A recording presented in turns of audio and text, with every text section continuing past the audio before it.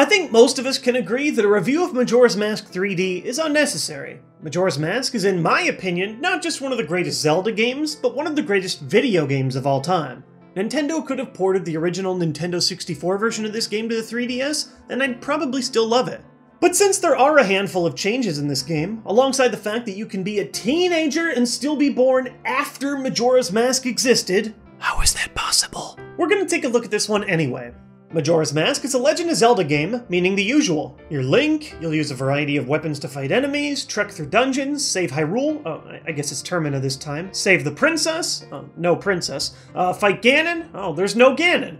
Okay, this actually isn't really that much like other Zelda games, is it? The main formula is there, it's still your typical action-adventure full of puzzles and minigames, but Majora's Mask marks a huge departure from really any other main game in the series.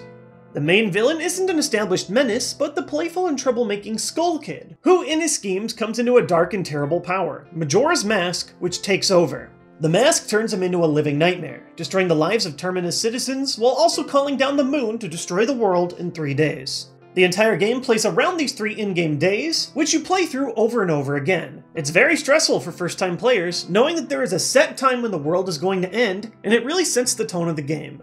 This is a very dark and surprisingly human Legend of Zelda title. Thankfully, you have the power of Bill Murray to reset the 3-day cycle over and over again, but it's still a daunting task to get used to.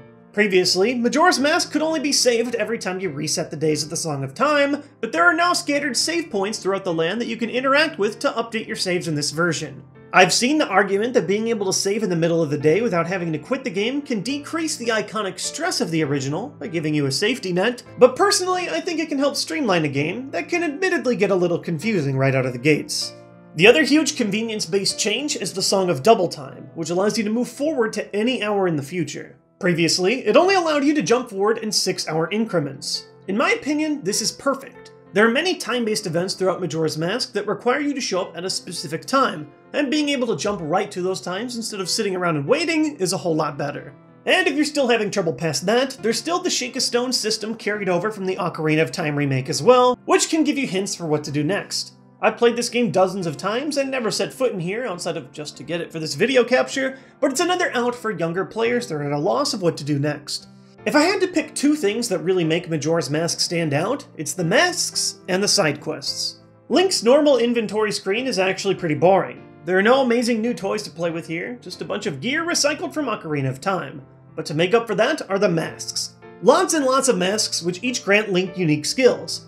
The main 3, Deku, Goron, and Zora, transform you into a new race entirely. The Deku mask allows you to fly and spit bubbles, the Goron mask has incredible melee strength and the ability to roll at high speeds, while the Zora can swim like no other and throw boomerangs. But you find many other side masks along the journey. These range from useless to silly to amazing. One mask grants Link sick dance moves, while another makes his face explode as a free bomb, another allows him to run at incredible speeds. Many masks change the way that characters interact with you, and collecting them all is a huge undertaking. And speaking of collecting them all, that brings us to the biggest thing Majora's Mask has going for it, the side quests. On paper, Majora's Mask has the fewest dungeons of any Zelda game, with the 4 main ones and a small handful of additional closed areas to solve. But it more than makes up with this with its expansive list of adventures on the side. You'll spend a large amount of time in Clock Town, a sort of hub world where citizens go about their same set of activities over the 3-day cycle. Because of this, Clock Town feels so much more alive than even most modern RPGs. Characters don't always just sit in one room. They move from place to place, have conversations with one another, and they even come to have their own set of problems that you can solve each cycle. One thing that always confused me as a child is that there are so many borrowed NPC designs from Ocarina of Time. It's kind of lazy, but the funny thing is, whenever I see these designs, more often than not, I think of the Majora's Mask version of them, because that was the game that gave them all a personality. The Bomber's Notebook returns with a much greater focus in this game, giving you a list of trackable times, tips, and rumors where each characters might be found at given points of the day. You can even set alarms to remind you when a big quest is coming up on the clock. Each time you interact with a character that deals with a quest, the game makes a point to let you know that there's more to come later with that character.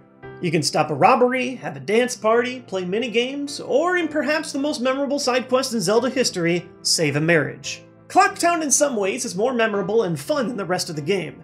Death is a major theme in this game, and by living alongside the town in 3 days, you see the impacts that the fear of death have on everyone. Some remain in the town with pride, some flee, while some even just cower in fear. You end up actually caring about saving the world instead of doing it just because you have to. While I have discussed a few of the elements exclusive to the 3DS version, there are a few more that I think are worth mentioning. There are now 2 separate fishing holes in Majora's Mask that borrow from the Ocarina of Time fishing game and expand upon it. I've never been a huge fan of the fishing game myself, but it is a nice additional way to relax in an otherwise chaotic world. The visuals have also obviously been overhauled as well, with enhanced textures on just about everything. I love Majora's Mask, but there's no denying that the original Nintendo 64 game looks extremely murky at times, and the cleanup job done by Nintendo and Grezzo looks excellent. You can also for the first time turn the camera around freely, either by using the new 3DS C-Stick or with the Circle Pad Pro. I'm so used to only being able to snap the camera behind me, but having the ability to freely rotate around the world at any angle, just like Wind Waker, made the world of Majora's Mask feel entirely new. Speaking of the new 3DS, this game looks fantastic in 3D as well, but it's impossible to convey that in this video review. There are also a handful of gameplay tweaks that I've noticed throughout my first playthrough of the game. The big one is that some bosses have slight changes to their behavior and attack patterns, which mostly encourage the usage of Link's masks. The biggest and most appreciated change in my opinion is Gjorg, which was never too hard to beat, but was incredibly frustrating with terrible camera controls in the original. Without spoiling the surprise, you'll definitely be using your Zora form more in this fight. I played through the entire game in just about every quest, but there's just one thing that threw me off: the stone mask. Normally, you'll find the stone mask using the Mask of Truth at this spot right here. I played this game so often that it actually freaked me out when I couldn't find it. I thought it was a glitch or I had a bad copy of the game. Without ruining the new location of the mask too much, all I can say is that you can find the stone mask in the area where you would probably need it most. But aside from a few minor changes, this is the same Majora's Mask that we've fallen in love with over the years, just with better graphics, better controls, more convenience, better boss design, and man, maybe these aren't such minor changes. Like I mentioned, Nintendo and Grezzo probably could have just ported the game directly, and I'd still eat it up like the crazy Zelda fan that I am. But Majora's Mask 3D stands as a perfect example of how to make a perfect video game remake. If you're as big of a Majora's Mask fan as I am, I think you'll agree that the 3DS version is the best available now. And if you haven't played the game before, I can't recommend it enough. It's cliché to say, but there's truly no other game quite like it. Thanks for watching today's 3DS review. If you want to check out some other videos I've done on the Legend of Zelda franchise, you can check some videos out right in this section above.